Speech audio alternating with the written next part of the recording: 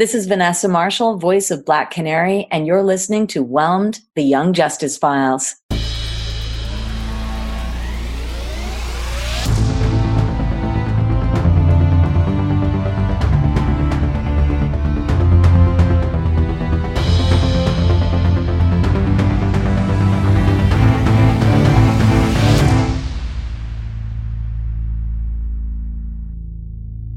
Recognized, Uncle Walker, D01. Recognized, Emily of Arden, D12. Hello team, welcome back, and thanks for joining us for episode 18 of Whelmed, Season 3. My name is Rich, and with me is my co-host Emily. Hey everybody.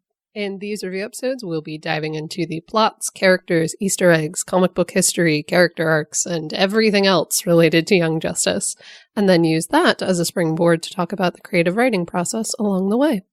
Our review segments will avoid any major spoilers for later episodes, but we will be discussing them in detail in our final segment, Crashing the Mode.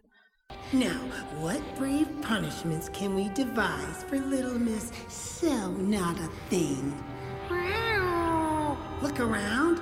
At what? This place is familiar. The Tower of Fate. No. What if Nabu comes back? This is his place of power. No way I let him catch us here.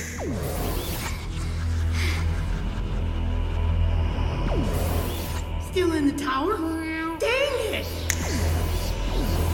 The tower? Dang it! And with that, let's hand it over to Emily for... Hello, Megan! The title of this week's episode is Early Warning. The release date was July 16th, 2019.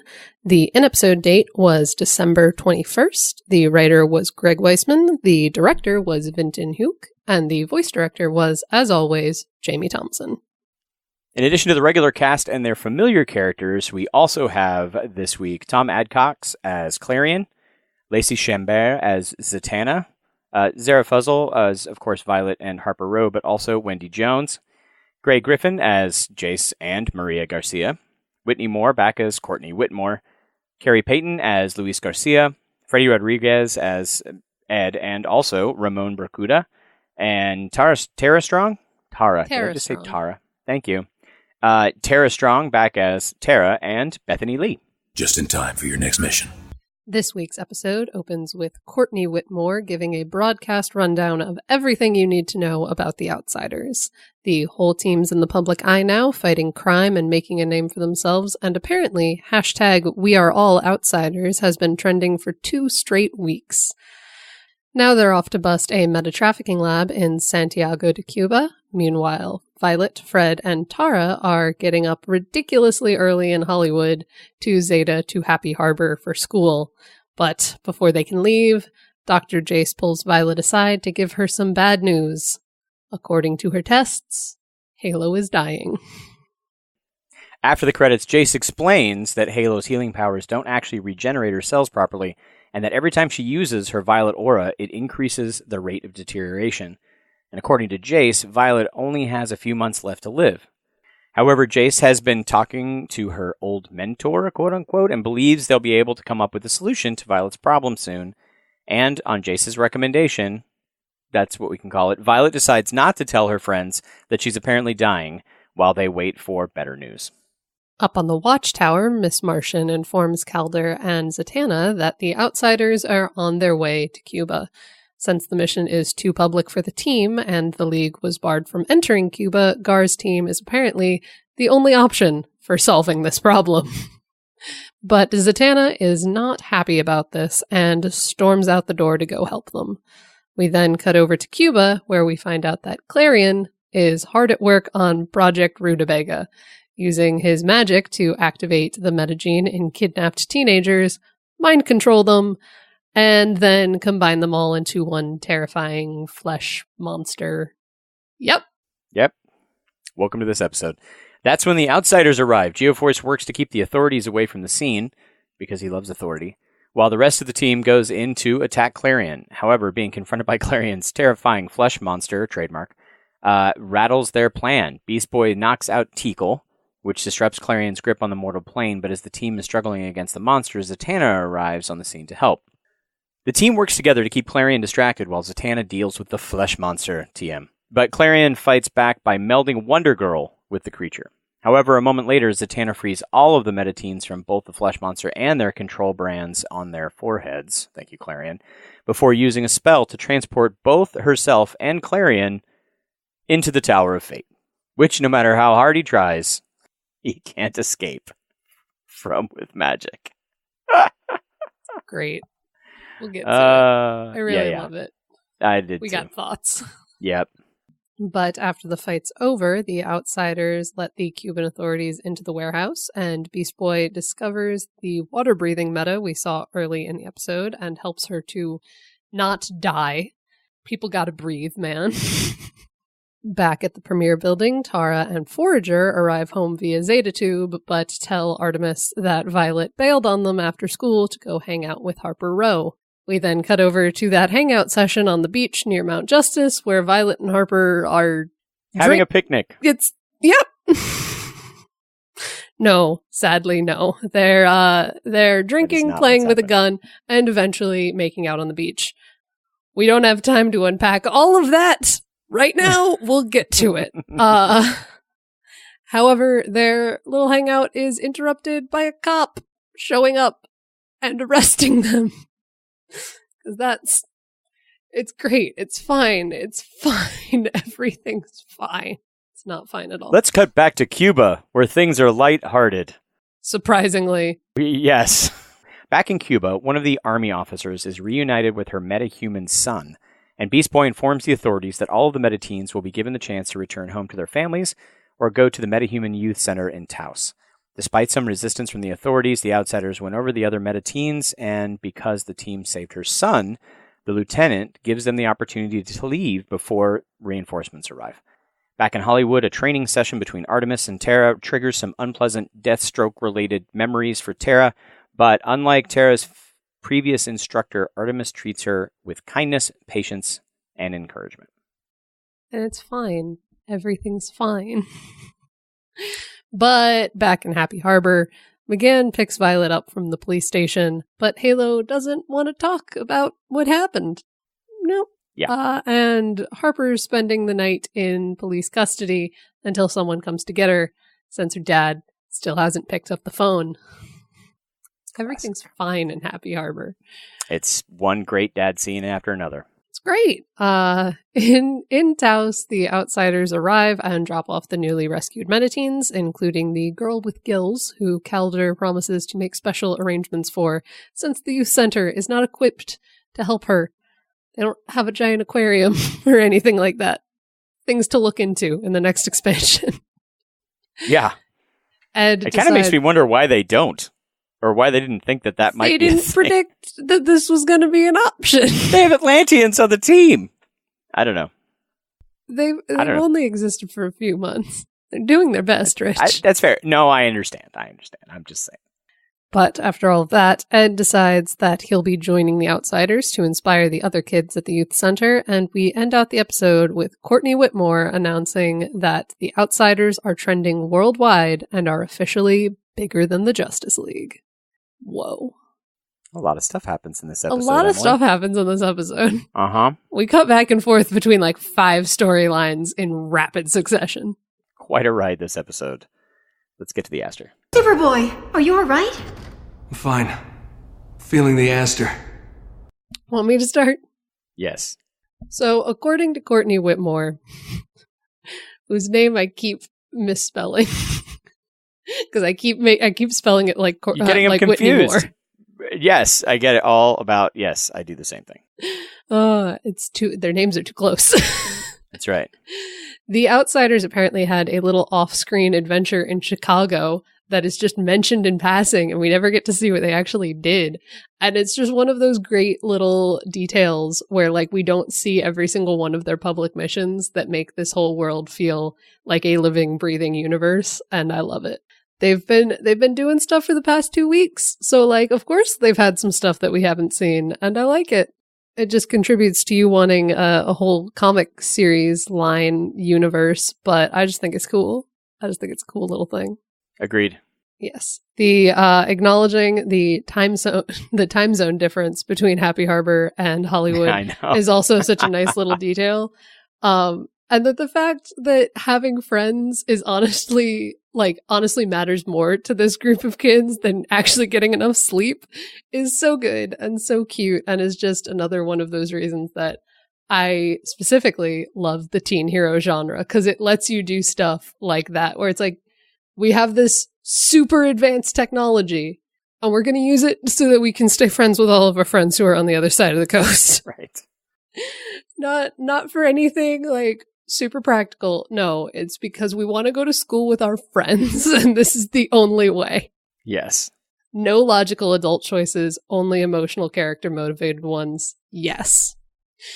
There's also, I have just a bunch of notes about how the following conversation between Halo and Jace, before we get to Halo is dying and we're all like, oh, everything's the worst suddenly, all of Zara's deliveries of these lines are hilarious. Like, I don't know what it is. They just are. Just the fact that, like, the line where she's like, waking up this early does suck. She tries to find a word and there's like, no, I'm just falling back on this. And I love it. We're following. Yes, exactly. She's learning teen slang. And Zara's delivery is perfect. And then the fact that it's followed up with all of the lines of, like, Halo responding to Jace with, like, all of the kind of exposition of, like, everything that's been revealed in the past few episodes. But because Zara says it, like, so fast and so matter of fact, like, it feels like a tongue-in-cheek acknowledgement of, like, yes, we know this is a lot of exposition, but it's funny because Zara's saying it. And I love it. I really love it. I think Neal had a comment where it's also like, it works because of the character Halo is. Like, she is this innocent character figuring things out. Like, she wouldn't know that maybe that would sound weird to say. And it works. And I like that they found a way to make it work.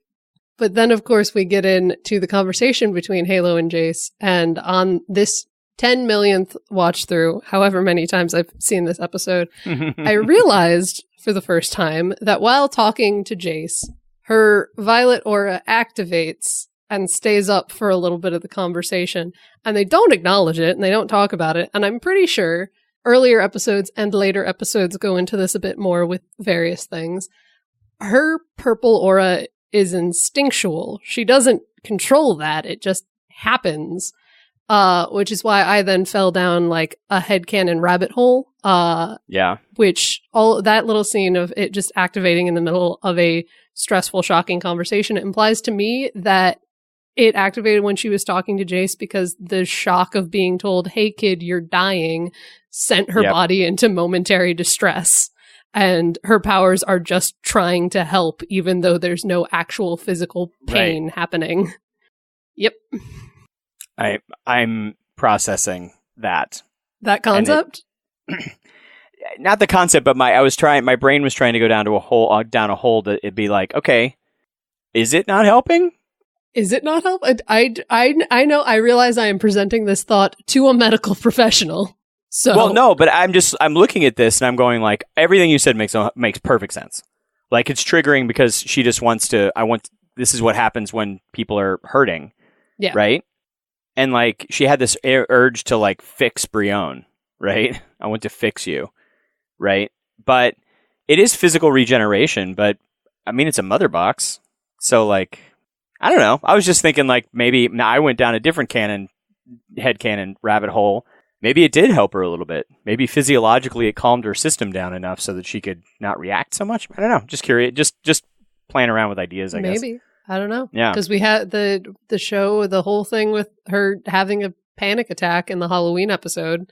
Like, it didn't pop up then. It could have. Maybe she's still figuring out how emotions work and all of it works. Maybe she was like, I'm dying. Like, just not just emotional trauma, but like, yes. I see what you're saying. Yeah. Yep. I don't know. I just like it. I think it's cool. I like that she has a power that activates on instinct, though it would be difficult if this ever happened while at school. Don't let Halo get a paper cut at Happy Harbor High. Cover is blown immediately. Right, exactly. Yes, this is what happens when we go down the rabbit hole. The other thing with this episode, like all of my notes on this episode are on very tiny things, like not the overall plot, just very random little details. The whole funeral detail, talking about how multiple members of the team are missing because they are at Miss Garrett's funeral, Joan Garrett's funeral, is another one of those things that just contributes to this world feeling real and feeling like it has so many moving parts at any given moment. And just kind of acknowledging that way of like, these are teenagers. If this teenager would be missing school for this teenager is also going to be missing participating in their superhero team for life events. And it's just good. It's a good, nice little emotional background piece that I like. And I even like Virgil kind of constantly forgetting it and kind of having to like be reminded and then having to like apologize to his friend about it and them having that nice little emotional moment that's for like a very minor, tiny plot thread in terms of this whole season. And in terms of even the past 2 episodes, like this is not a big thing, but the fact that they are taking time to acknowledge it and show these characters having that little human connection is very nice. And I like it. Agreed. That's all Rich has to add. I'm agreed. When you're right, you're right. So one thing that I kind of don't like, that I don't love in this episode is when they're fighting Clarion's terrifying flesh monster TM. Cassie gets bonded to it for like half a second. Like it's like less than a minute of screen time. It's a very short amount of time in which Cassie, everybody freaks out because Cassie gets added to this meta gene thing, but then immediately Zatanna gets everybody out and fixes it. And it's one of those things where if this was a bigger, longer fight, I could absolutely understand it being in there. Like, oh, Klarion just took out one of our heavy hitters. What do we do? But the fact that it's solved so immediately makes it feel a little rushed and unnecessary. Well, and it does. Well, it does. And I agree with you. That's the way. There's a lot in this episode where I was like, I'm feeling odd about this. Yes. But I don't necessarily know why until like I get through because a lot of times I'll watch an episode of Young Justice or a movie or a TV show, enjoy it while I'm watching it. I'm along for the ride. I try not to analyze while I'm watching something. It's hard to do sometimes. But when I get to the outside, like get to the other side of it, I might be like, okay, so why did I love it so much? Or sometimes I get to the other side of like a movie or a TV show and going like, I was enjoying a lot of this, but I am walking away with an emotional memory. Like I don't need to see that again. So what happened? Like, why did I like some things and why did I not like other things? And this one is one of those emotional moments. Like Cassie gets pulled in. It's Young Justice. I expect something like that, like Failsafe and other big hitting episodes. There's like, this is going to have some consequences, right? Some psychological consequences. These kids are merged together physically, emotionally, spiritually, like what are these kids carrying away with them from each other and that experience? That the whole thing looks horrifyingly traumatizing. Yeah. Which is why on my 10 millionth rewatch of this episode for recording today, I kind of paused and was thinking about it. And I'm like, so I don't love this moment.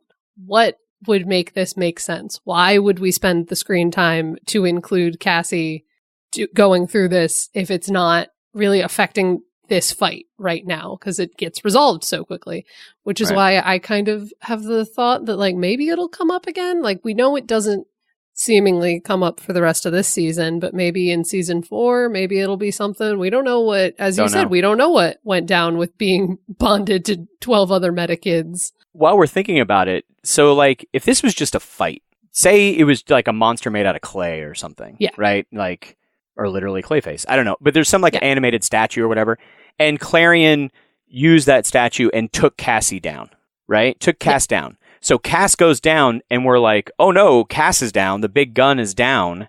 Now we're worried about her, right? And I'm like, okay, but she got back up and she's okay because she's Wonder Girl and we're all right.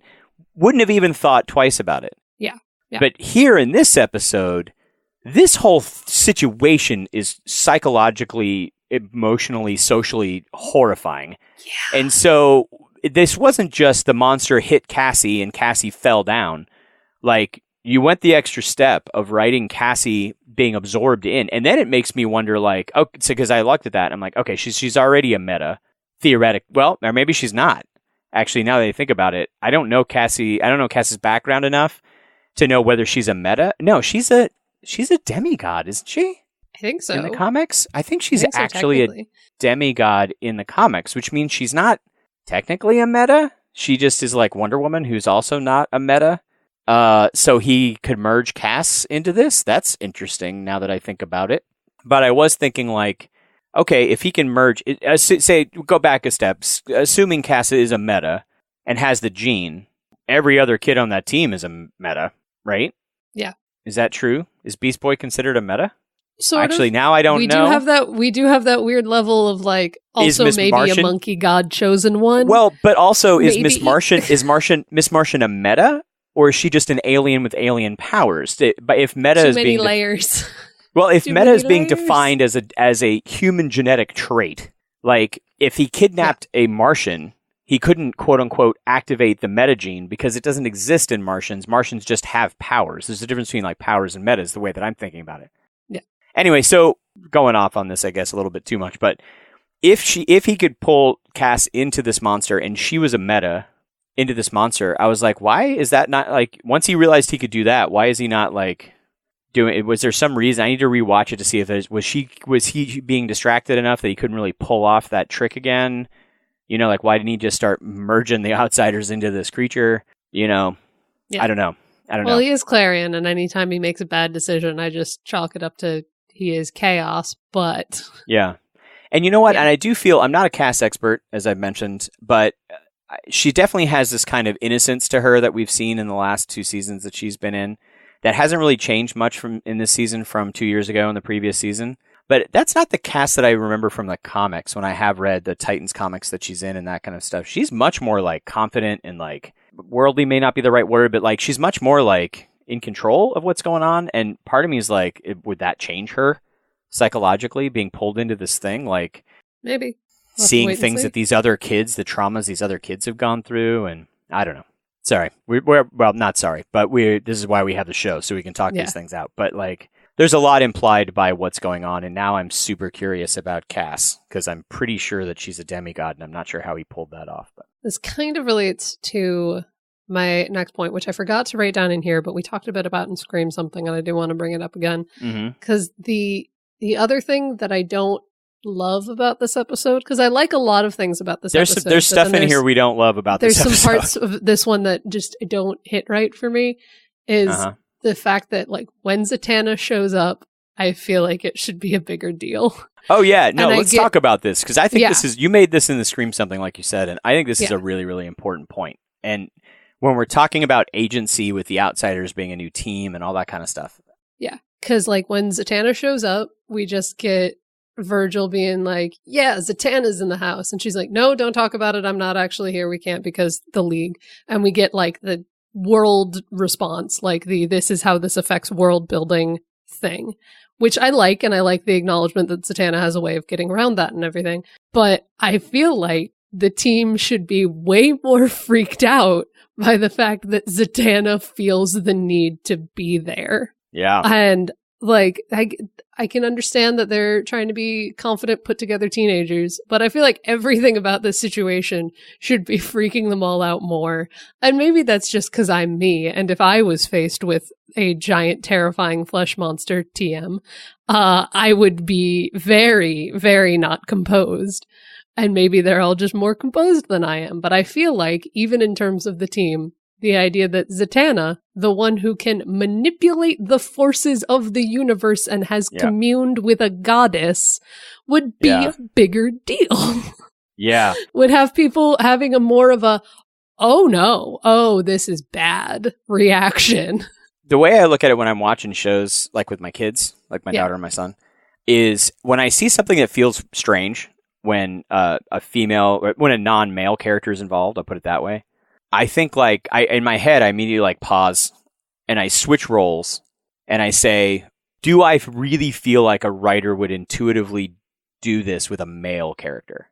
And if Fate showed up, I think then the whole Outsiders team would have taken a step back. Yeah. Right? If Zatara had shown up, like those who knew anything about him in any way, like if he had showed up, even not Dr. Fate, I think everybody would have been like, whoa, you know, let's take a step back. She shows up and it's just not that. And that's that's again the emotional takeaway with me, because I couldn't put my finger on it until you brought it up in the Scream something.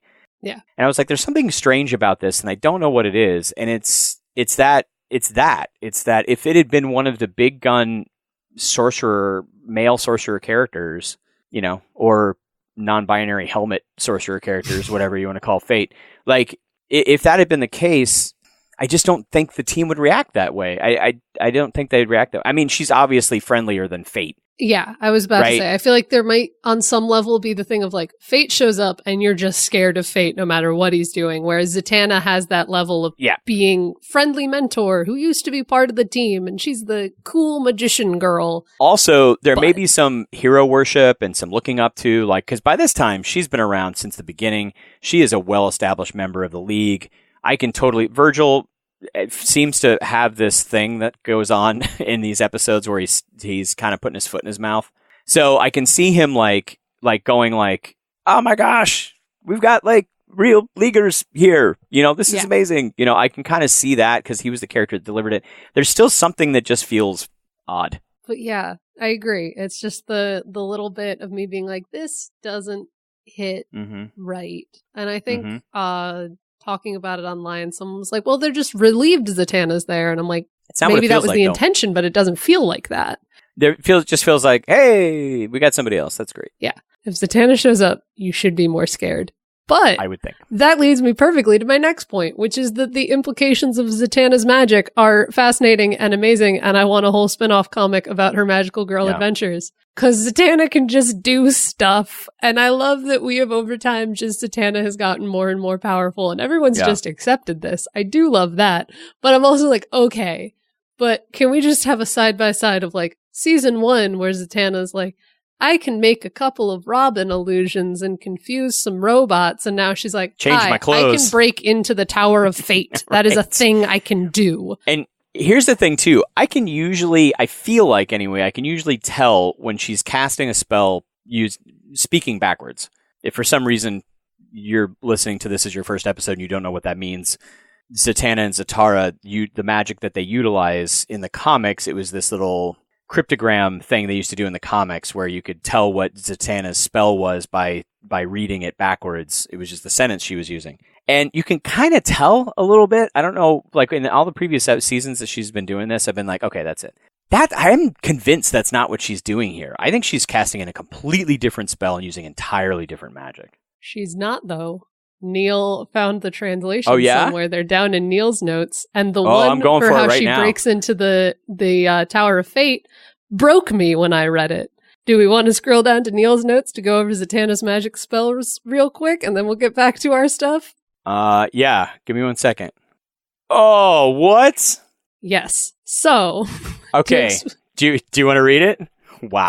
I'll read through them real quick. So we've got gather the mystic power, and then it trails off.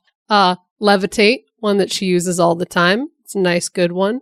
We've got restore this creature to the parts of its sum. Nice. Nice. Free their souls from Klarion. All fine, normal, basic magical spells here. All those sounded to my ear like it was her doing her normal shtick, but this one, for some reason, didn't. And I think it's because it's got some really interesting words in it. Yes, and it probably got some cool reverb effects, and I feel like she might be tapping into some magic that's beyond her, but she's still using her basic format. So apparently her spell to get into the Tower of Fate is, according to the translations that Neal found and added to our notes, Father, guide my journey through Fate's holy Ankh. And as soon as I read this, all I simply added to the outline was ouch. Because the idea that Zatanna to center and focus her magic and to do something that that seems kind of almost beyond her capabilities, that completely drains her power and strength after doing it, to focus herself in that, to ground herself in this spell, she calls on her dad. Yeah. Ow. And I find this fascinating because there's always something like Wonder Woman and like Justice League and Justice League Unlimited were always making some call out to Hera, and I could see Zatanna calling on like Ishtar, right? Or other characters, like other, powerful deities or whatever. And in this case, she's not doing any of that. She's not even talking to Fate. She's not talking to Fate in this sentence. No. She's talking to her dad specifically and calls it Fate's Unc. Like, to her, you are not the same. You are not the same individual. I am not calling on Fate to give me access to the door. Ugh. Wow. So I stand, and I am standing, corrected. Thank you, Neal, for clarifying that. I did not see those notes. Fantastic. It's so good. Ugh. Just crying over Zatanna's relationship with her dad forever. Yes. But moving on to a different relationship. I don't know. I'm bad at segues. I'm trying my best. I think Artemis's note after, like, Tara says that Halo blew them all off to go hang out with her friend just is, like, funnier and more interesting to me the more times I watch this episode, where she's like, she's socializing. She's making friends. That's healthy, right? Like, that's a thing I'm supposed to be okay with, right? It just sounds so much like Artemis, like, working through how to be an adult authority figure, because she doesn't know what she's doing. No, this Artemis and infiltrator Artemis, right? Yes. Wow. Because she absolutely would have done something like this as a teenager. She absolutely would have, like, blown off responsibilities to go do something stupid. Right. And, like, she's trying to reconcile that with, like, the thought that, like, I turned out okay, but I'm supposed to be mad at her skipping training, but, like, I probably would have done this, but okay, I guess I'm the cool aunt. Like, and that Artemis too, like the infiltrator Artemis, like, you know, he can hear you. Oh, I know. Like, that Artemis, this is nothing. I mean, that is way beyond just the thing she's dealing with here. Like, of course she doesn't know what they're doing, but she's just like, she blew off training to go hang out with a friend? And she's, like, worried about that compared to the stuff that she had. Yeah. So funny. Oh, God. That's what we call character development. Yeah. You know, and because now she's got Leon in her life, and there's just a whole perspective change on everything. Yeah. So good. So good. Yes. Oh, yeah. God, I love these teenagers trying to figure out how to be young adults out in the world. It's wonderful. And it's hilarious. And I feel her struggle. We're too old. When did that happen? Yep. I just have a note here that just says, do I have thoughts on the Harper Violet scene? Yeah. Yes. Are most of them crashing the mode because of the nature of the season? Also, yes. So don't worry. We'll talk about that. We'll get to in it. the crashing the mode. Right. Yes. Because Scream something, we went off about it. Here, we will reserve it for crashing the mode. Hard sell. Other little quick things before I hand it over to all of Rich's wonderful notes. I love Artemis and Tara's little moment, just Artemis's kindness and connection with someone who clearly went through something so similar to her own childhood training is so good. It is, again, another one of those moments of seeing the season 1 team act as adults and mentors, but more effectively than not knowing what to do with someone blowing off training. Artemis training and knowing how to train someone, and knowing not only, like, how to train someone, but how to react when someone clearly has a bad memory connection, like a bad sense memory to this activity, is very good and very interesting to see Artemis kind of go, oh, I know how to deal with this. I went through this. I know how to help someone. Yeah. I probably still process these flashbacks, these traumatic flashbacks to childhood with my dad. Because every time she pulls off a move, who trained her in that move? Right? Like, after quite a few years, of course, she's getting training. You know, they're all training and sharing each other's skills with each other. Right? I can see her teaching Dick, and I can see Dick teaching her, and, like, going, you know, getting that friendship and dynamic going on. Right? But, like, man, it's like I have to reconcile the idea that I would be dead right now if my dad hadn't taught me how to do X. Yeah. And the ambiguity of that thought process, you know, that, oof. Yeah. It's like literally half of this season, for whatever reason, just keeps bringing me back to that line from season 1 where Artemis just says, my dad probably wants me to kill you. And I'm like, hi, there's too much to unpack there. There's too many implications in that line. And this just adds on to it. And she says it as such a joke, and it sounds like a joke, and at first, like, I always took it as kind of a joke until we started doing like Whelmed, and then I was like, You're like, no, she's probably serious. Yeah. So that's a whole thing. But to get away from that for a second, I also just really love these end credits. I know Neal has also said these might be his favorite end credit scene. I absolutely love it. I love the implication that Zatanna has just kind of stuck Klarion in this building and is like, have fun getting out. And I also firmly believe Zatanna can just walk out whenever she wants. right. I like genuinely, the first time I saw this, I think we mentioned it in Scream something during those end credits. I really just wanted like tiny figure of Zatanna to like exit the tower and just walk across the field while Clarion's still just getting stuck. Yes. Oh, it's so good. Oh, yeah. I love it. I love seeing Klarion scared. Like, he's so powerful, and he has these moments of confusion. Almost this thing I noticed this episode too. He has the thing where his eyes change. Oh yeah, no. So he's like talking to Tikal, and then he goes into like I'm a little boy, and then he flips to Lord of Chaos, and then he like flips back to just being this weird little, almost like creepy. Yeah, but that's not the word I'm looking for. Like innocent in this weird way, kind of like, and you're wondering like, wait, what is going on with you? There's so much going on with Klarion, and part of it is just. Klarion is, by the rules of magic, apparently, we know from season 1, considered a child. And he's an immortal child, which is always terrifying. I don't think I've ever encountered any piece of media that was like, here's an immortal child, where I wasn't like, I'm afraid of that, whatever it is. And Klarion is just that personification of that. He is every toddler impulse taken to its horrible, horrible extreme with no filter, no self-restraint, none of the things that you need to be a functioning human. And he's all of that distilled down into one incredibly powerful being of chaos. Yep. It's not good. Not good.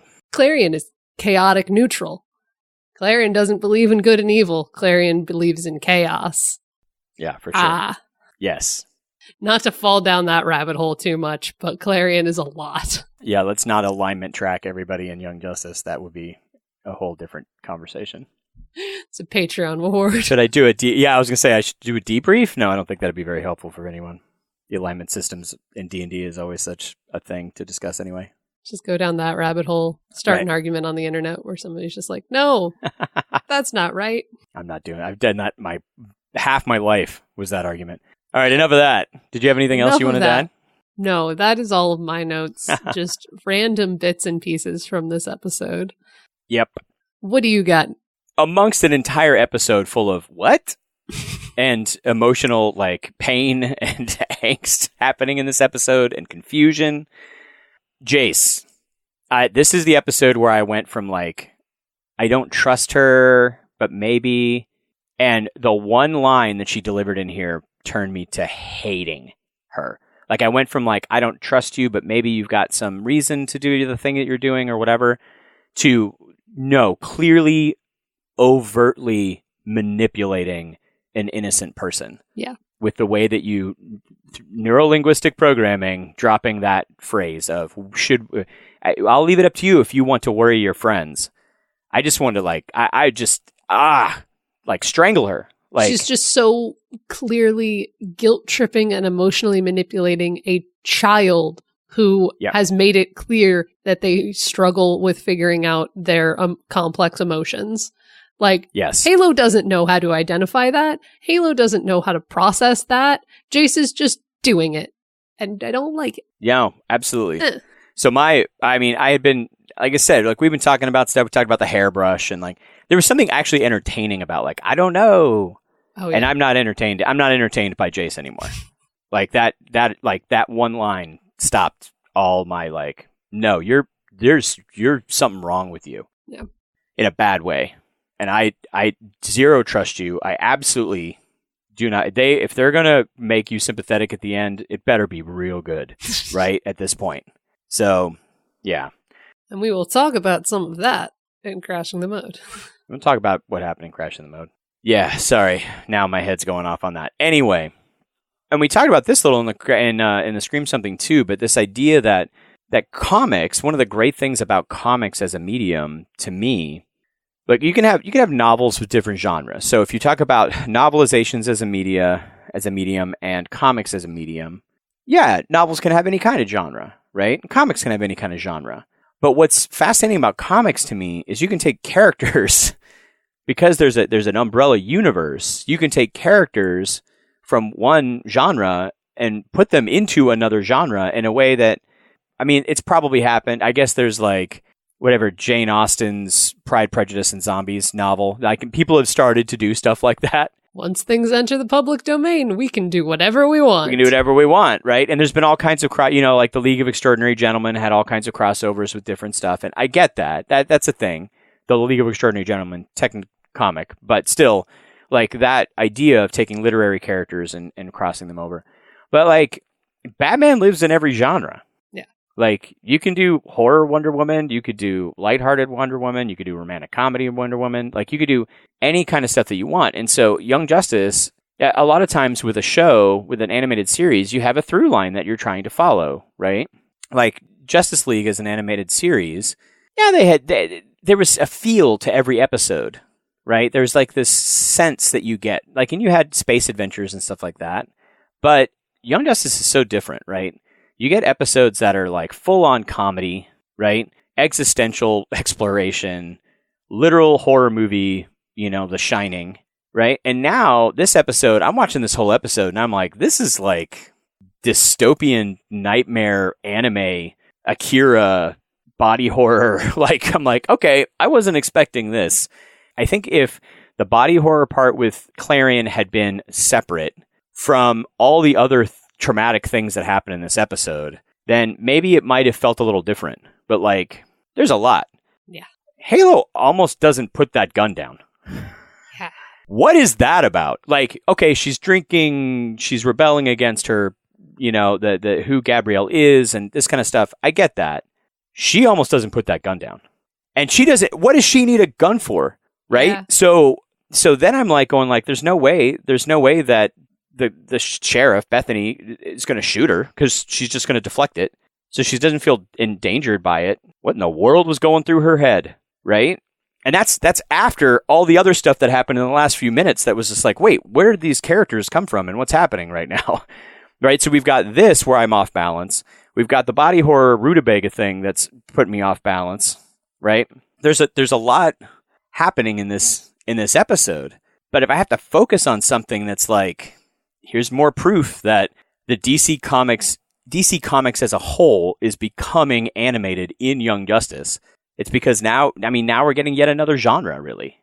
This anime horror, as opposed to like, I don't know, slasher horror, I guess, was not really slasher, suspense. But you know what I mean? But it's kind of suspense. I wouldn't call it thriller, but like, yeah, maybe suspense related horror, I guess, I don't know enough about the horror genre to tell you anything. I don't either. I don't Somebody who scary things. I like thrillers. I don't like. I get too like emotionally. I carry pictures away. I can rerun whole movies in my head. So like that's stuff I can't unsee. I don't want to see in the first place. Yeah. No, I get it. Because it's October right now when we're recording this, it comes up a lot. I'm a person who loves spooky media, but can't deal with horror of any kind. I'm like, give me everything with the vampires and ghosts, but if it's scary, no, keep it away from me. I can't deal with it. Right. Yeah. And I feel like there are some things that I wanted to feel that I didn't actually. Yeah. Like the Joan Garrett death, like that last episode where just with Jay sitting in the hospital with her, that affected me. Yeah. Right. Yeah.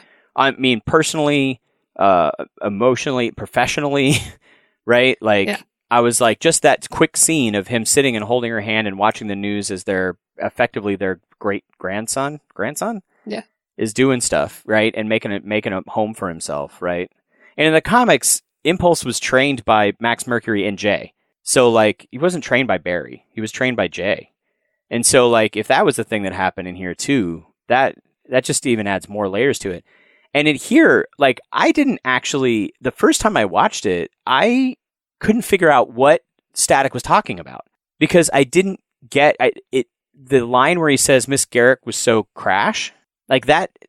It was so weird, out of context. I didn't have any setup for it. They're in the bioship, and some joke was made or something was happening. Like we should have known. And then he says, Virgil says, of course, this is the day that those two have to miss. And Beast Boy just says, dude, funeral. Right. Essentially. And he's like, oh, Miss Garrick was so crash. Now, on paper, I can see how that would come across. But for some reason, in the context and as everything else was happening, I missed it. There's a lot of moving parts. Yeah. And I was like, okay, there's a funeral. I don't understand what's happening. And it got to the end, and then I'm like, why? Like, Impulse is hugging. What is happening? And I had to watch it a second time to understand, because again, in the previous episode, we got like, I think it was like a 2-second beat, maybe not even a 2-second beat of Jay. So I'm like, oh, she's in the hospital. Maybe we'll find out why. Is she dying of old age? Is she sick? Is she got hurt from a supervillain? Like, I don't know. And then suddenly she's dead. So like, I want to see the funeral. I want to be in that space. I want to see Ed consoling Bart. I want to see Bart and Ed processing through this, right? I want to see all the other team who knew her so well, right, from last season, be able to process this, right? Along with Wally and everything else. Like, I want to see that, and I didn't get that, right? No, I totally agree. I totally get what you're saying. Like, even just like the little details, like they point out, because it's not just Bart that misses the mission, it's Jaime too. And I'm like, oh, that tells me a lot about a lot of things in one line, but I want to sit in that. I want to be in that emotion with those characters. And I get that there's a lot happening in this episode. Sure. Like, there isn't technically, quote unquote, room for it in all of this, but I'm like, I want to see that. Yeah. I'm trying to, I don't know. Like, yeah. I don't know how else to put it. It was chosen to be put into this episode. Like, she could have died next episode, or in any other episode, or could have died earlier. Or if you wanted that to be a thing, you could have put it anywhere. Because of the conscious creation of the show, they decided to put it in this episode. Maybe because they didn't want to have, I mean, they can look at the practicalities of it. Do we need, Blue and Impulse? Would that change the dynamic of the fight that's going on with Klarion? How are we going to adjust for that? Oh, this is a good idea. And I can see how that thought process goes, right? And I mean, there was a reason why Blue Pulse is a fan ship, right? Like, they were best buddies in the last season.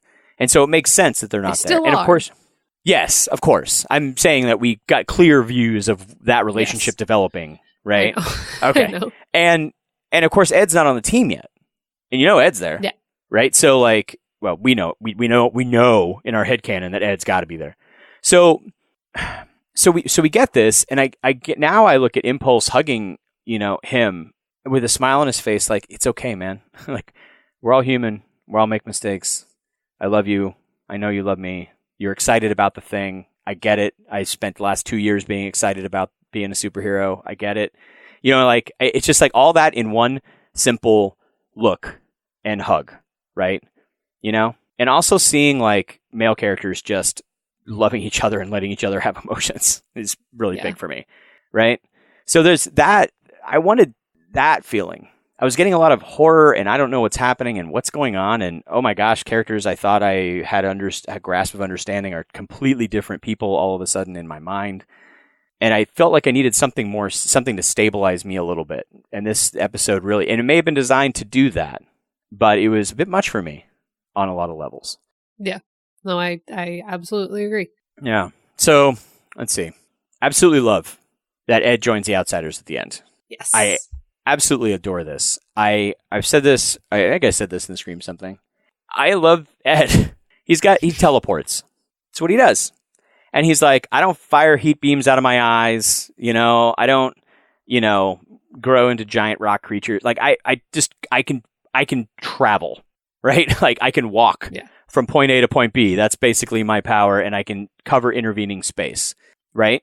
And so I can see him going like, man, this happened to me. I want to do something else. And you also get this like feeling of caringness that he gets, especially after like this dynamic with his dad in the last season. Like we're getting to figure out who he is as a caring human being, which is really cool. And the reason why he joins the team is just so perfect, for this character that we're getting to know. This idea that he wants to join the team to inspire others. And that's what the Outsiders are for. But he has a specific reason. And he's like, no, it's not about I'm not powerful enough. Like that argument of like, no, I can't join the team because I don't have good enough powers or whatever. That never comes up. He's like, we'll figure out a way for me to use my powers. I need to be here. And there's a reason. Yeah. And the reason's standing over there with a collar around her neck. Yeah. And I actually do feel a little bad for Static, though. Static is definitely kind of getting the short shrift, in my opinion, this season. Like, he's great. I love that he's in the team and stuff. He finally joined the team after having that conversation with what's her name in that previous episode. Yeah. Where he's like, no, I'm going to join the Outsiders. But he's kind of a little bit of comedy relief. And Ed's like, sorry, nobody knows who you are. And it's like one extreme or the other. Like, they don't know who you are yet. So they're inspired by you, I guess, but they don't know who you are yet. But you three are clearly legacy characters. You know what I mean? Like, you are clearly the legacy playbook going on here. And we need someone who knows who we are. And if he's going to continue to work, even though they do show up at the Tau Center, like, he still works there. I see his mentality of like, no, I'm going to do the Outsiders thing, but I have a job. And I'm going to come do the job, and also periodically going to go help out with this other thing, and so that the kids that are here see me. Extracurriculars. Exactly. I don't know. I love it, and I love teleporting characters anyway. Right? Yeah. They're very fun. Absolutely. And as someone who's played one, they're very fun. Yes, that's true. I'm for some reason the teleporting thing seems really cool to me. I think since I was a kid, I thought teleporting was actually a really cool power, particularly if you can teleport other objects and things like that. That'd be really, really cool. So I want to see how it develops, but I'm really overly excited for some reason that he's in the Outsiders. There's a couple of characters in the background. We have Ramon Bracuda, who's like the Cuban captain of that team that's coming up. I tried looking up some information on him. There's not much on him. He's a crime boss in Gotham in the comics. So he's not even like military or related to. I couldn't find anything else about Conservation of DC characters. Right. If you have a line, you need a name. Right. But the Garcias, too, I tried to do some research on. Couldn't find much on them. So we have Luis Garcia and Maria Garcia, who is the mom and the kid. And so when I did some research, when I typed in, Luis Garcia, I came up with Jose Luis Garcia Lopez. When you type in the name with DC Comics, he was a comics artist for DC Comics. So at first I was thinking like, oh, that's cool. They put this character in as a nod to him. But I was in a conversation with Greg, and he said it was okay to quote him on this. And I asked him, I said, is this a nod to another creator? And he was like, not on purpose. That wasn't something that we did.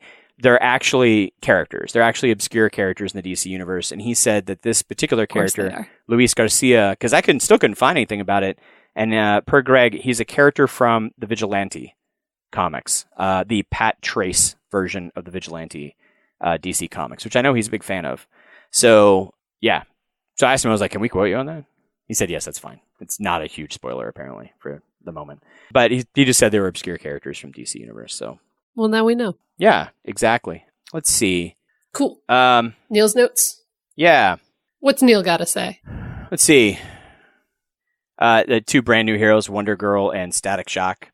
Wonder Girl's, I don't know. I'm also a little surprised that no one knew Wonder Girl, but I was kind of surprised that Superboy was still, not well known. He's super duper secret. No one would ever guess that the kid who looks just like Superman and wears a Superman shirt would be somehow related to Superman. No one would know. No one would know that. But yeah, I think it's just that Wonder Girl was always just part of the team. Like, I don't think she was ever a public hero, possibly. Yeah, I don't know. In that weird way. Right. Where, is anybody running around with their sidekick anymore? Or are they just getting sidekicks and then immediately putting them onto the team? What's the situation? Do we know? That's a good question. I assumed when Wonder Girl showed up with Wonder Woman and, in the big, everybody and their sidekicks, that episode in season 2, I just assumed, they'd been out doing stuff together. Why wouldn't they? Yes, Batman but apparently they have not. Apparently. He says, "Oh, Halo," in your straightforward talks. Love that she has. It's a way to call people out in a innocent way, that wisdom of childhood, right? He says, "Jace was honest about the hairbrush, and it seems for a good cause!" ? Jace did nothing wrong yet. Still, I don't agree with him. I think that statement that she made today, nothing. I don't like it. I terrible. He says, "Who is this Who is this mentor? Probably some really kind-hearted soul. Yes, sure. Yeah. Could be. Hi, we'll get to crashing the mode later. Yeah. Teakle looks older, and that attention to detail is always awesome, but makes me wonder about the long-term implications of how long an anchor can live. Yeah, that's interesting. Maybe. I think it also might just be a little bit of like the animation style shift that happened between seasons 2 and 3 might contribute to that a little. But again, I have no idea. I don't know if Teakle can age. I don't know if Teakle is an immortal cat. Yeah, I don't know either. We'll find out. Yeah. Because he doesn't look like a normal cat. No, not a normal cat for sure. I think, yeah, we can get onto that, but we definitely got a lot still to talk about. True. He mentions that Beast Boy says deploy the Beetle mini drone. So we were talking so much before about like, is this Beetle tech, which is still a possibility. He said Klarion can just do everything the Tar can do and control them. Guess we don't need the Tar anymore. Except Klarion is super easy to control and do the right thing. And super easy to distract. Right, exactly. A lot of other things. You need to have multiple methods for your evil supervillain plan. Right. Neal was the one who pointed this out in the Scream Something. I remember about what a rutabaga is. The rutabaga is a root vegetable that originated as a cross between a cabbage and a turnip. So that is a thing. So maybe that's why it's called Project Rutabaga. Right. He brought up the context. We're not just giving you a rutabaga lesson. He brought up the Green Hornet as well, and I actually had a few notes on that too. So the Green Hornet comment, I should have mentioned this earlier as well. In the Scream Something, I said, I guess that was inevitable, and I think I said we'll talk about it later.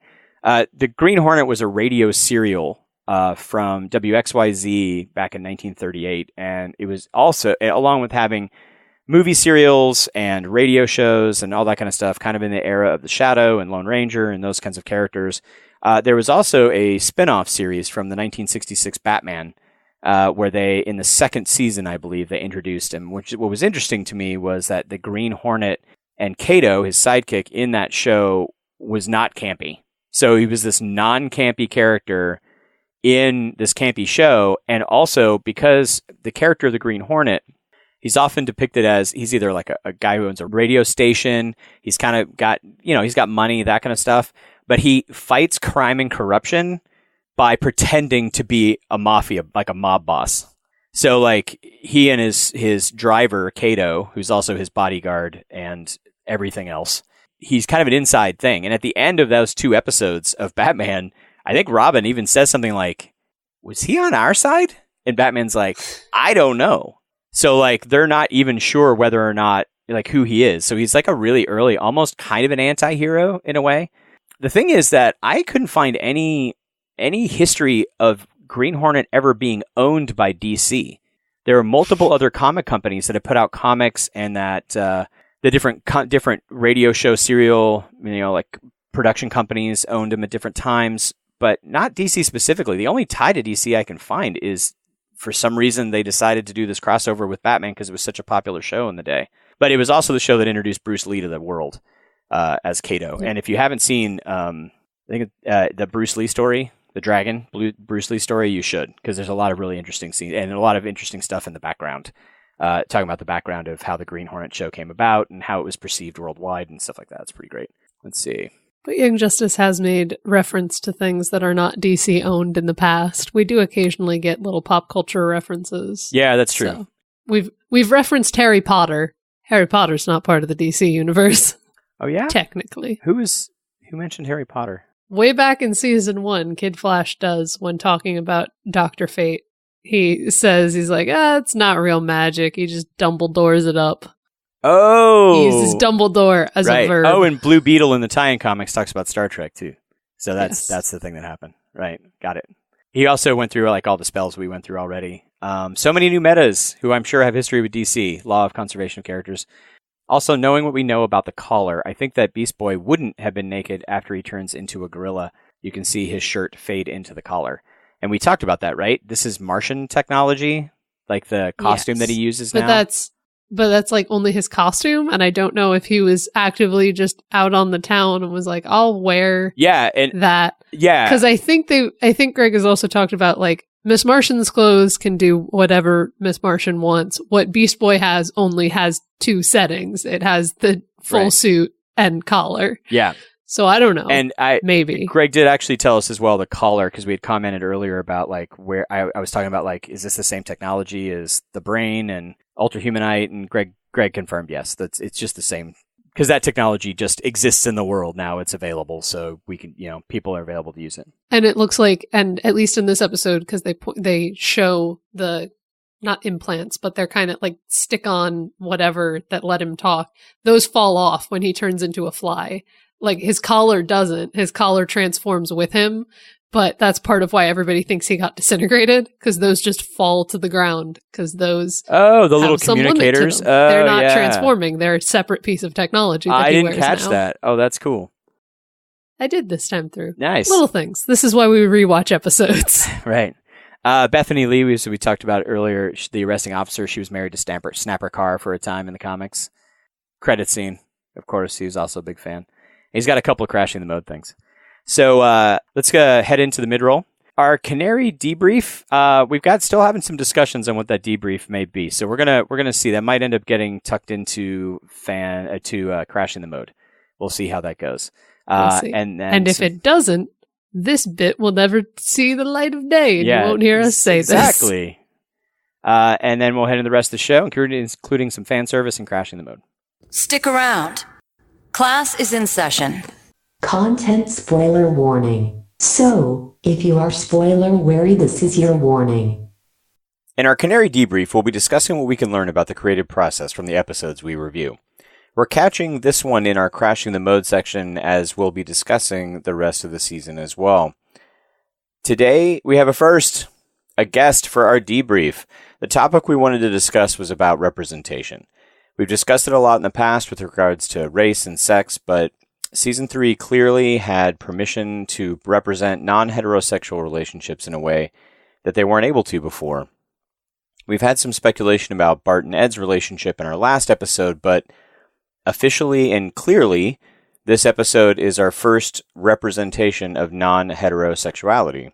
Since Emily and I are both hetero, we didn't want to have this chat alone, so we brought on a friend of the show, Jamie Catania, to join us for this section. Hi, Rich. Hi, thanks for joining us, Jamie. Oh, you're welcome. Thanks so much for having me. So, Jamie, you're not hetero, which is one of the reasons why we brought you on the show. That is correct, yes. And you and I had spent some time talking about this episode right after it aired, and I think that we're on the same page here. But let's talk about, let's share with everybody else how you felt about the kind of this scene in this episode and its context the first time you saw it. Sure. Yeah, we can dive right into that. I mean, so preparing for doing this little talk, I went back and watched the episode and watched that scene again, and just, man, every time it is just, it hurts a little bit. It's not, I don't know. So obviously we don't get a lot of clear representation up until this point, but there's, some subtext. You talked about Bart and Ed. There are opportunities that they take to show that the world of the show is one that is more diverse than they necessarily have the opportunities to show on screen. And like right after this, we get Wind and Calder. Like very clearly. Exactly.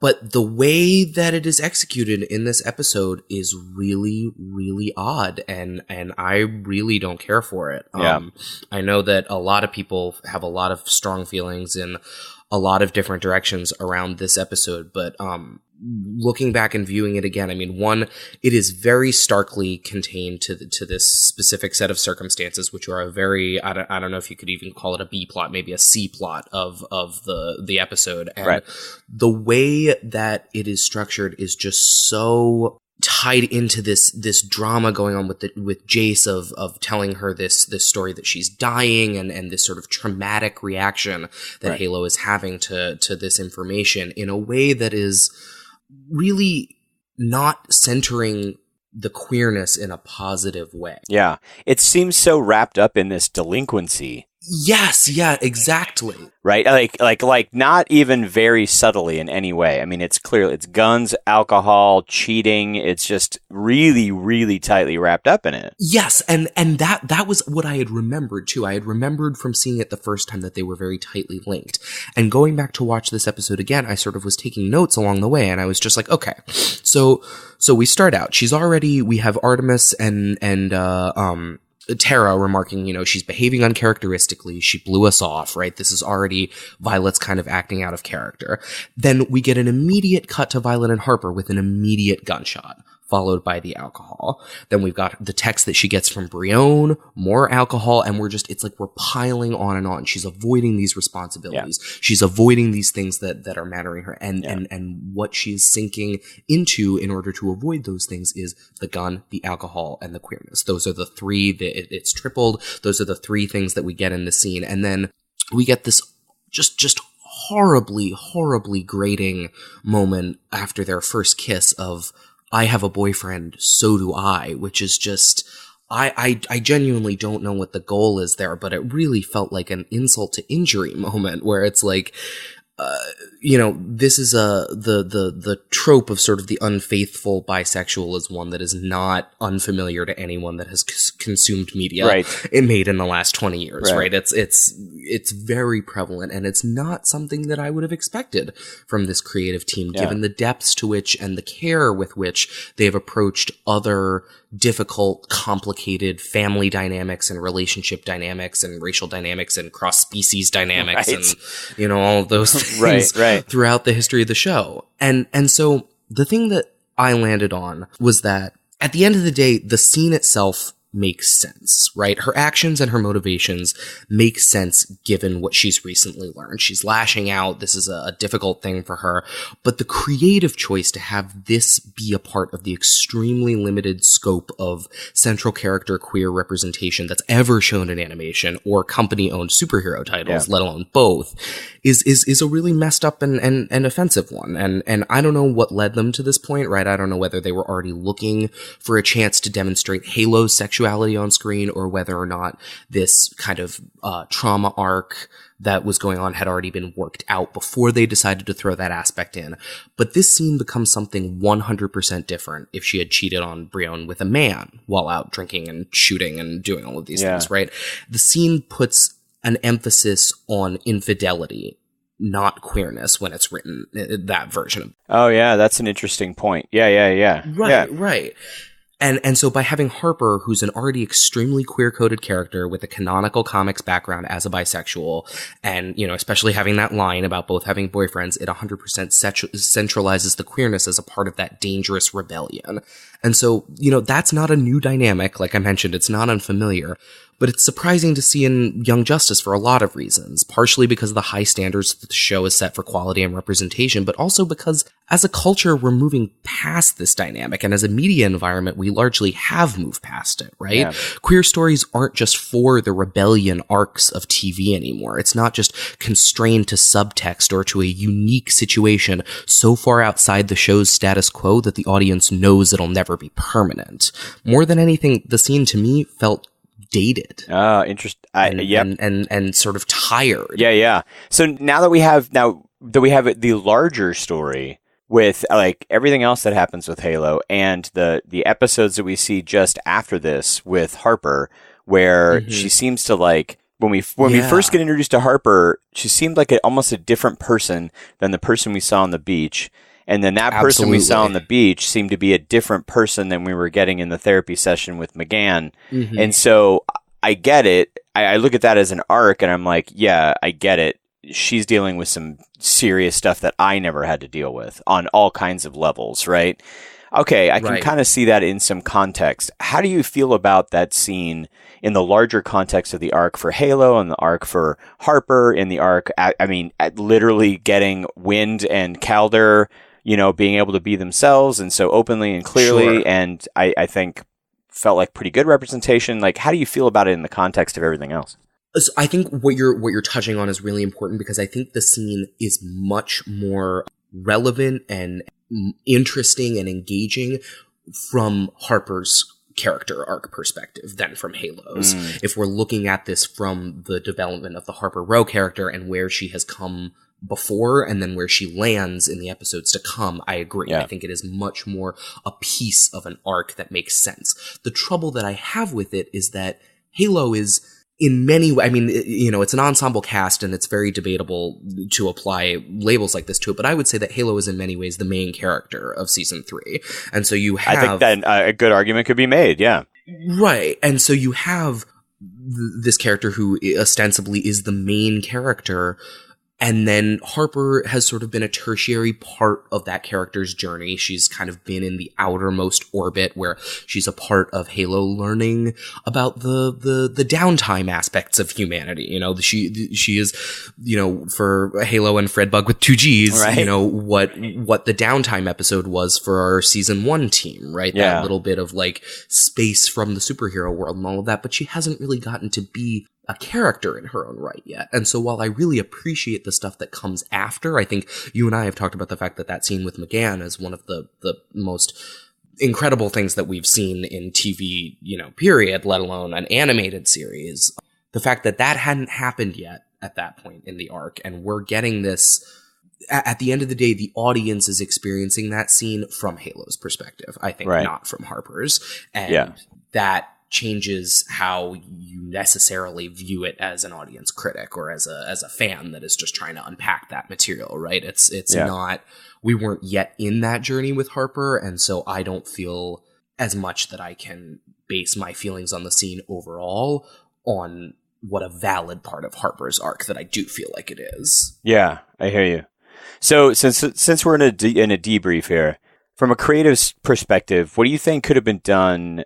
What could have been changed in that scene to kind of, if we're going to try and break it down to some kind of so clear through line narrative beats for Halo in the perspective of the entire season? What do you think could be altered a little bit in this scene to maybe hit the same beats and maybe introduce some of the same ideas? Like, do you have an idea about that? I've been wondering about it and kind of trying to unpack that, and I was hoping actually to get some of your perspective maybe on this, because like I said earlier, I think the largest thing that I walk away from that scene with is I don't know what we're going for here.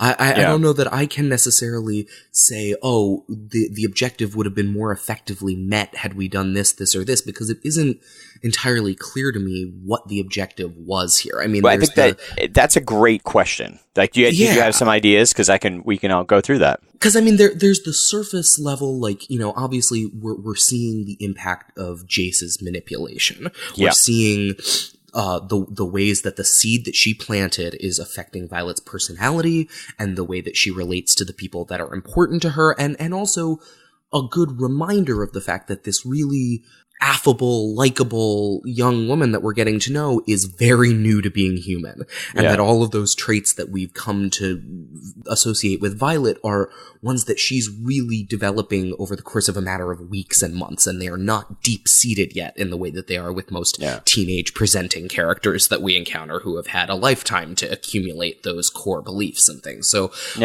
I gathered that was sort of the intention, but again, then why are we bringing in queerness and this queer relationship for a character that ostensibly has not a negative relationship with her sexuality? She's attracted to Harper clearly and doesn't feel outrageously negative about that. She's attracted to Brione and they've had a good relationship up until now. And why is it that we're making the choice to make her latent sort of budding sexuality a part of the rebellion, a part of the fracturing and the breaking down of this character? Yeah.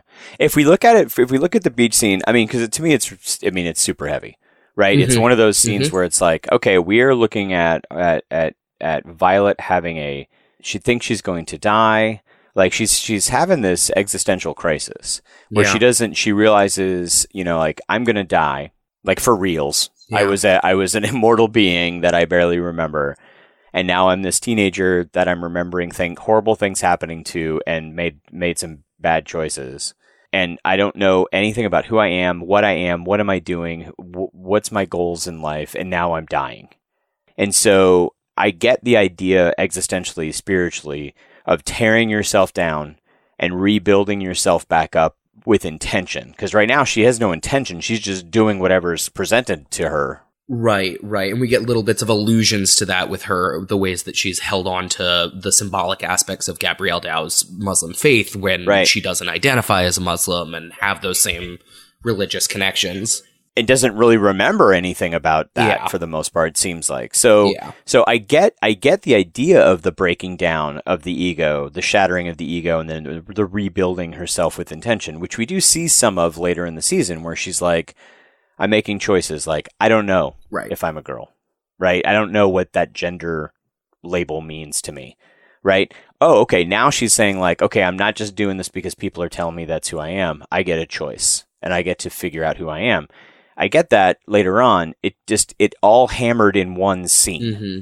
And I think because of the Harper situation too, like I even kind of knew that Harper came from a bad background, but I liked this Harper. She was so personable. Yes. Like I just liked her. She was just the way that she accepted Violet and Fred and was just it's adorable. Like, yeah, it's amazing, right? And so you go from there to having her just crash and burn. Like there was no lead in, no hint, no, rule of three to be like, hey, we're giving you a hint that this is coming. This is a thing that we're kind of nodding at. Mm-hmm. Now, I mean, come on, the show has an ensemble cast and they do this really, really well generally. This scene just seemed like it was all together. So I guess the only thing I could think of would be something like spreading that out a little bit more, giving a little bit of hints of some issues with Harper, having Halo. Yes, we see her questioning some things and worried about the dying, but it goes straight from like, is this really happening to me? And to the deep end. Like pretty immediately, to the point where she doesn't even put the gun down. Yeah. Right? Emily and I talked about this, and I'm like, you don't need to be afraid of this sheriff. Like, she shoots you, you can put a shield up. Yeah. Like, why? What's behind, besides the fact you could just blast her, right? There's some symbolism to the fact that she wasn't going to put a gun down, and to the point of like, I am not going to do anything else anybody else tells me to do. Yeah. Yeah. Right? I need to find who I am on my own. Kind of a situation, even if it's a terrible choice. Yeah.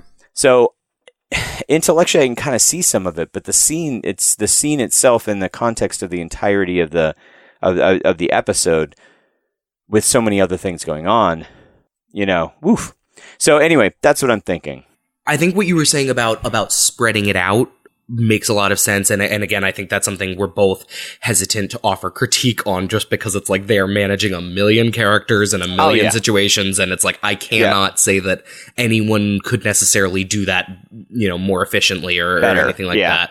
But I will say specifically from the queerness aspect and what it is that we're trying to convey here by putting this queer relationship on screen, I do think that showing some hints of attraction between them prior to this, or interest in exploring a physical relationship of some kind prior to this, might have gone a long way towards making it feel like in kissing Harper, Violet wasn't just, it wasn't the same just kind of lashing out and being rash and doing, unexpected things to sort of numb her pain as with the gun and the alcohol, but maybe a kind of, this is something that I want to experience before I die, that otherwise I might not have indulged in because I am in a monogamous relationship and these kinds of things, which I think would color it very differently. I would still have problems with it, maybe, but I think you're right that would give it a little bit more depth to their feelings and a little bit more of a chance to understand that relationship between the two of them. We do talk a lot about how well, in general, they do the idea of giving characters agency of choice in the show. Like, even when it doesn't look like a character should have agency of choice, they still somehow make sure that they're paying attention and letting, like Tara. Yeah, I was thinking that, like, do you get, she was working off bad information, but she had agency of choice in everything she did, and even in the characters in the show, even Artemis saying, we have to give her the choice, right? And I think it's brilliant right there. Taking a look at it and saying, like, why am I doing this? And having a little bit of more agency in the choice. So one of the things is, maybe another thing might be toning down the idea of Harper being so aggressive. Mm-hmm. Like, I mean, she just kind of attacks Halo in a very vulnerable moment. Yeah. Which that also doesn't feel great to me as much as I like the Harper Row character. I mean, she's really taken advantage. Yes. And that's not... I felt like these two kids that I really liked, right? Fred and Violet were safe with Harper earlier. And I think they feel that way too, yeah. Right. And here, after seeing that, I felt, wait a minute, my trust was betrayed. Mm-hmm. You know? I don't like that feeling of betrayal. For Violet, I don't like the feeling of betrayal because we have more perspective than maybe Violet does. Yeah. So that took a character that I was kind of warming up to, and I felt a little betrayed by that. And so I think maybe even toning some of that down might have been not the aggressiveness, or like even having Harper question maybe like what's happening here. Yeah. I can't tell you that would work, right? It may not work. Right, because then you also get into the angle end of things where, you know, as much as there is the trope of the queer character taking advantage of the straight character kind of in distress, there's the other end of things where there's the straight friend character that in the moment of distress kind of turns to the queer character for that sort of comfort and plays into their their being attractive to them. The validation. Yeah, exactly. Yeah. And I don't think that is necessarily their dynamic, because I do think Violet is clearly, attracted to Harper, and it is not that same sort of queer baiting that shows will often get into, but I do see that falling to that other side, you can easily fall into that dynamic as well. It's tricky. It's tricky to navigate. It is tricky to navigate. So no easy solutions. Maybe pacing some things out a little differently if you're going to be doing these kinds of things in your own creative endeavors.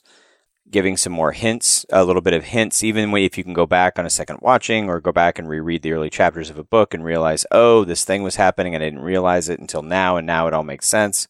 And at the end of the day, if your goal is effective representation of a group or a community or an identity, talk to those people, because that was the thing that was really screaming to me upon another viewing of this. Was I was just like, this feels like a straight person wrote this, because they did, and that's fine. That is not to say at all that straight people cannot effectively write really compelling and exciting and engaging queer characters and relationships, but it felt like something where, had the time been taken to check in with someone and sort of look over those moments in the script or the animation or wherever that is, I have to think that someone could have pointed out maybe some of the issues that were bound to come up with that scene in a way that might not have occurred to somebody who doesn't as intimately connect with the dynamics that are being played out there, you know? Yeah. Because it's not as personal, and that is fair that might not occur to you in that same way. Yeah, agreed. All right. Well, thank you so much, Jamie, for joining us on the show.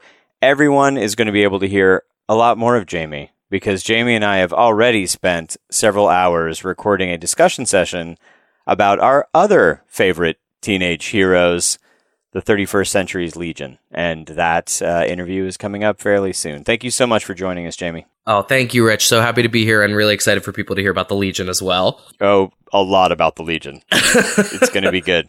All right. Thanks so much, Jamie. Thanks. I've admired your stance on animal rights for years. In fan service, we take some time to highlight the amazing fan-related creations celebrating DC, Young Justice, and other creative works we think Young Justice fans will enjoy. If there's a fan creator that you love who's making family-friendly art, music, videos, AMVs, comics, cosplay, or anything else related to Young Justice or DC Comics, please send us a link at the YJ Files on Twitter or at our email address, whelmpodcast@gmail.com. So Neal found this fan service, and he's got a note in here for me. It's an amazing piece of art, and it's to fire Rich up about a thing he is always fired up about. I have not seen this yet. Such an amazing piece of what could or should be. So I am now going to open this up. It's a bit of deviant art from Art of Dylan, Dylan. So Dylan has done a piece of artwork that's a cover of more tie-in comics, Young Justice Invasion, right? It's got a picture of Robin on the front. This is Invasion. So is this Tim? Maybe. Or is it Jason? And that's an interesting idea to me, the in-between. But the fact that we need more tie-in comics, all the stuff we've been talking about today, an entire comic arc just about the funeral that we were talking about today would be fantastic. Maybe not a whole arc. I'm not sure. Maybe not a whole arc. Oh, I meant like a issue. That's what I meant to say. A whole comic issue would be fantastic. That's awesome. And please, more and more of that. So we'll have a link in the show notes. You can check that out. Tell us something we don't know yet. Sorry, BB. We can't risk altering the time stream. We do that, we're all feeling the mode. Our earlier segments assume listeners have only seen up to this episode in Season 3, and Crashing the Mode will be discussing spoilers and foreshadowing for future episodes, as well as plot elements from the original DC storylines that may affect what we see later on. We may also drop theories and speculations about what's to come based on Wild Flights of Fancy. So if you are spoiler wary, this is your warning. I'm going to talk about something lighthearted for a minute. Can I talk about Dolphin? Sure. Okay. Go talk about Dolphin. So Dolphin was created by writer-artist J. Scott Pike. She debuted in Showcase number 79 in December of 1968. This is the character we see Klarion activate her metagene. She can't breathe except underwater. So this is like Calder as far as I'm concerned. This is a completely different take on Dolphin in a lot of different ways, although you can see some nods to powers. Originally, Dolphin was a young girl that was saved from a shipwreck by an alien race that experimented on her to try to create a new aquatic adaptive species. They gave up those experiments and she escaped, and she grew up swimming around the ocean alone and lived on her own for years and years, eventually running into Aquaman and other Atlanteans and whatnot. She was shy, but because she hadn't been around people, she grew up on her own, and didn't learn spoken human languages from the aliens. So I'm not sure how young she must have been for that to have been an issue. I don't know how young she was supposed to be. Like, did she just forget because she hadn't practiced it in a long time? It's possible. I don't know. Recently, over the last few reboots, her origins have been updated. I think I'm up to speed on this, but there's been a lot of updates over the last 10 years. So now she's an Atlantean instead, called a sea-changed Atlantean, which has something to do... the best I could interpret this, and if somebody knows more about the current line with her in it, please let us know. But basically, the sea changed is like a metahuman inside a race of metahumans. Like, so she has... I mean, the Atlanteans are all technically metas, I guess. That's the way that this seems to be implying. So she's, in the comics, she's kind of like that metahuman with powers. The light blue scales that we see in Young Justice are an interpretation of this sea change trait that she has in the comics, and she exhibits like some kind of bioluminescent or light control powers as well, along with all of her enhanced, physical abilities. Though in the comics, she does learn to speak languages. She remains kind of shy and reserved in a lot of arcs until a little bit later. And then things get kind of wacky and comic booky. Like, she ends up in a relationship with Aquaman for a while because Mara's been exiled and something was happening there. And then Tempest came back from this other dimension where he was studying magic or whatever, and he and Dolphin get in a relationship. They end up getting married. They have a kid together. She ends up dying at some point, and there's just all kinds of stuff going on. Yeah. So there's a lot. This character is obviously very different, and we're in Crashing the Mode, so we can talk about it. Like, in the next episode or two, she's talking about things like, I've known evil men, and you're not an evil man. She can actually speak underwater, and they use the mute thing just because her physiology is tweaked and changed, so it's harder for her to speak when she's in air. And she speaks Hindi. And she speaks Hindi, right? It's being translated exactly. She knows no one's going to understand her if she starts talking. Exactly. When she's above the surface world. Right. Takes Calder using a translation spell. Exactly. And so if she's got these scales, which I thought were tattoos at first, because I didn't know about this metahuman. I don't even know how to put that. Powers that she has. I mean, she may end up having more powers than she had before, which would be really, really cool, particularly if she's growing up now in it. So she's not technically Atlantean, but kind of she is, because Atlanteans are metahumans like this, but now she's being raised by them. It's a meta-Atlantean. She's a meta-Atlantean, exactly. And so she gets trained in how to use these abilities that she has. That'd be really cool. I'd like to see a lot more of that. Give us Dolphin. Give Calder a sidekick. I know, right? That'd be rad. Give the sidekick sidekicks. Yeah, exactly. Because we've kind of boiled it down. Like, people were trying to figure out, like, wait, how old is she? What is her relationship with Calder? All of this over the course of the season. I think we've boiled it down to she is a teenager, technically. I think she gets lumped in with meta-teens. Right. So give Calder a sidekick. A protege. They don't like being called sidekicks. No. Don't call us sidekicks. So, the ongoing thing of we don't believe a word out of Jace's mouth about anything ever, always. She's the worst. I know Neal and his Crashing the Mode stuff brought up the concept of, did we ever figure out if Halo is really dying or not? I assume it's a lie, but I don't remember if it was confirmed. No, I think she blatantly lied. I think she said that in the I'm going to tell everybody how much of a monster I am episode. Yes, I believe in that. She does say, she's like, I lied to Halo about her being dying. Being dying. She's an abomination dating my son. She's like, oh, man. Hi, we don't have time to unpack everything's wrong with that. Yeah, we'll get there. So I'm going to move to the thing that we didn't have time to unpack earlier, and I'll try to unpack it a little bit, even though I will be continually unpacking this scene for the rest of the season. Right. I have been since it happened. So seeing this Violet and Harper scene within the context of the whole season makes it a lot easier for me to get through. Because I know we talked a lot in our Scream Something episode where we're like, this is not, I don't know how to feel for various reasons. Part of it being that like this is the first non-straight relationship that we see on the show. And we're like, that doesn't feel great. I want this to feel officially. Ed and Bart are adorable boyfriends, but only not officially. The idea, just having that wrapped up in everything, but then us being kind of iffy on that. Like we wanted to be excited, but we're also like, this doesn't feel great when it's within this context, but then having the later context of the rest of the season and being like Calder's off having his stable, happy relationship with Wind. I'm like, cool, feel better about that going into this scene, knowing that. Yeah.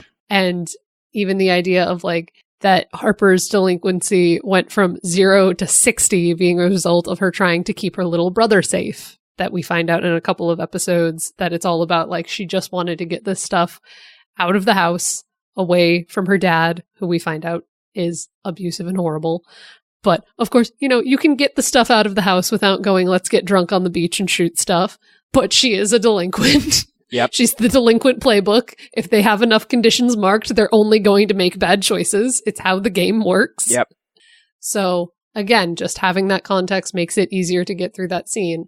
And Halo continually going through this kind of evolution process brought on by Jace lying to her about dying that we see for the rest of the season about like her rebelling against anything associated with Gabrielle and kind of trying to process what her identity is and what that means within this context, questioning and doubting her relationship with Brion and isolating herself from him because she feels guilty about a thing that wasn't her fault. Embracing self-destructive behaviors because she thinks she's dying anyway.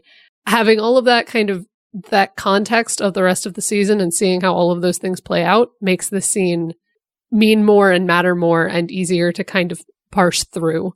It's still a lot to take in, but I like having the whole season to kind of look back on this scene that I remember when we first watched it, we're like, I don't know how to feel about this. Yeah. If Ed and Bart had their relationship in this really wholesome Harvest Festival thing, this would have been put more in context. Yes, I agree. Instead, it just ended up being, for whatever reason, it ended up being timed in a way that was not great. Yeah. And again, like we get a pretty quick, unfortunately, this was that episode, right? And we were like, then we got to wait to get any kind of what's going on. And fairly quickly, and I mean like within an episode or two, we get explanations. Where in some other shows, you wouldn't get an explanation for a whole season. Like that would be a new arc, right? For like episodes and episodes. They'd drain that for all it was worth, and then we wouldn't get any, and then that somebody would retcon something and go back and decide to try to explain whatever the writers were doing. We don't get any of that. Like, so we get this moment, and then we get a pretty quick explanation. And I think we had listeners joking with us about like, as soon as we speculated about something and Scream Something, like the next episode, it got answered for the most part. Yeah. It's just having that week of it not sitting right. Cause we're like, there's something we're missing. There's something that doesn't make sense here. And there is something to be learned about writing from this, so, about when you can time stuff. And if you're doing it just yourself, with the exception of if you're working with a publishing company or an editor who's going to make you change something, then you can do whatever you want. But there's definitely there's got to be a maze of stuff they've got to navigate. Like everybody's got to navigate. But moving away from that for a minute, I want to point out that Brion, who might not have any lines in this episode, now that I'm thinking about it, just kind of dawned on me. Yeah, I don't think he does. After when he finally lets the authorities into the warehouse, Beast Boy's out here trying to like calm the situation down and like make a point for themselves. Yeah. Brion is just out here glaring at authority figures after almost lighting them on fire. Totally giving him the stink eye. Yeah, because this boy doesn't like authority and doesn't respect it and will actively rebel against it with the slightest mental push near the end of the season. Yeah. Whoops. I mean, Brion. There's probably, being raised in a aristocracy is different than a democracy, right? So he's like, why am I not? There's got to be some level of like, why am I not allowed? This is clearly right. I was raised to do what was right for my people. And I have to stop because of why, right? Or I have to help people that hurt my people. I don't understand what any of this is. What is vigilante? How do I vigilante?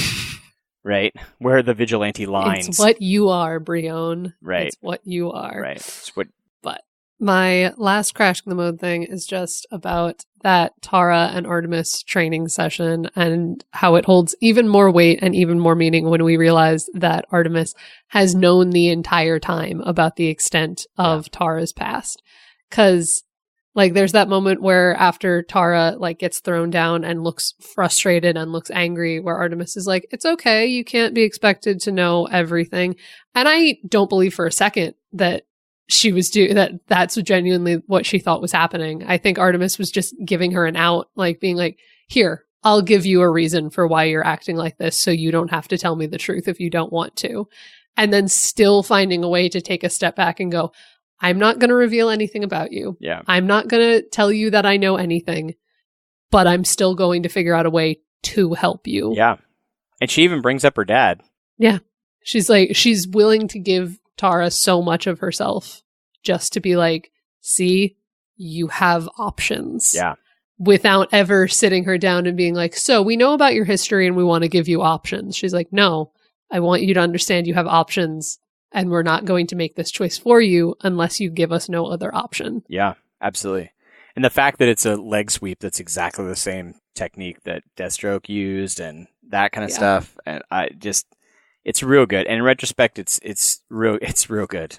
It may be in retrospect with the stuff that happened that we know about, like you just mentioned. I think that this scene might be my favorite scene in the episode because of the loving, caring. It's a real good one. I really like it. And even just the juxtaposition of showing Artemis may have swept the leg and knocked you down, but Artemis isn't going to slap you in the face when you stumble. Or that's yell at you about how inadequate you are. And also, you're not allowed to use powers, but okay, but maybe, but... That's not this scene. That's a different one, but... No, that's what I'm saying. Yeah. Yeah.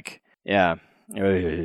It's so good. I love Artemis. I love Artemis being able to help people. Yes. We'll end on that note. And with that uplifting note about Artemis, we're going to Zeta out of the Watchtower now. Let's do it. Thank you for spending some time with us.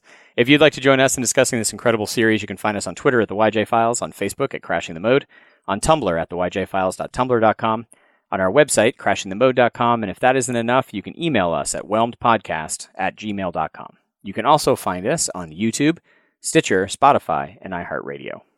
If you'd like to support our show, please consider sharing it with a friend and joining our chats on social media. You can also support the show by giving us a 5-star review and/or rating on Apple Podcasts or your podcatcher of choice. The ratings, comments, and subscriptions help others find the show. And if you do leave us a rating, please let us know at our email address or on social media, especially if you live outside the US, since we have to look a little harder to find those ones. If you are able to support us monetarily, please consider becoming a patron at patreon.com/crashingthemode. Even $1 a month can help us do in-person interviews, actual play podcasts, fan meetups, discussion sessions, and more. And remember, stay whelmed, everyone. You've been listening to Whelmed, the Young Justice Files podcast. Our hosts are Rich Howard and Emily Booza. Our editor and producer is Neal Powell. Our theme was composed by Emily Mio. Our logo was created by Kevin Bates. Whelmed is a fan-made podcast and is not officially affiliated with DC Comics, DC Entertainment, Warner Brothers Animation, and any other owners of Young Justice or its related source material.